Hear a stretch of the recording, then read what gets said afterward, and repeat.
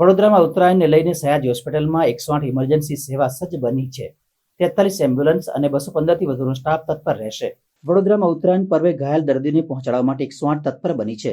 સૌથી વધુ પતંગના દોરાથી અકસ્માત થવાના કેસ નોંધાય છે। પતંગના દોરાથી રોડ અકસ્માત, ધાબા પરથી પડી જવા સહિતના કેસો નોંધાય છે। માત્ર ઉત્તરાયણના દિવસે જ શહેર જિલ્લામાં 250થી વધુ કેસ નોંધાય છે। ત્યારે આ અંગે સોમવારે 108 સેવાના પ્રોગ્રામ મેનેજર બિપિનભાઈ વધુ માહિતી આપતા જણાવ્યું હતું કે તમામ ઘાયલ દર્દીઓને પહોંચાડવા માટે 108 દ્વારા 43 એમ્બ્યુલન્સ અને 215થી વધુનો સ્ટાફ તત્પર રહેશે।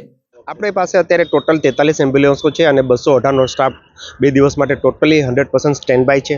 જે પણ ઇમરજન્સી આવશે, જે પણ આવશે એનો પ્રતિસાદ આપી સાથે હોસ્પિટલ કેસ સાથે હોસ્પિટલ શિફ્ટ કરવાની માટે અમે પ્રતિબદ્ધ છે। કે કયા રસ્તા ઉપર છે જેથી કરીને કોઈ અનિચ્છનીય બનાવ ન બને। ઘણા બધા કેસ અમારી પાસે જે 14 અને 15 તારીખમાં ધાબા પરથી પડવાના તેમજ રોડ ઉપર રોડ ટ્રાફિક એક્સિડન્ટના કેસમાં વધારો જોવા મળે છે। તો આનું તકેદારી રાખે જેથી કરીને તમારા પરિવારને કાંઈ પણ અનિચ્છનીય બનાવ ન બને અને સારી રીતે સેફલી ઉત્તરાયણ તમે તમારા પરિવાર સાથે બનાવો એવી શુભકામનાઓ।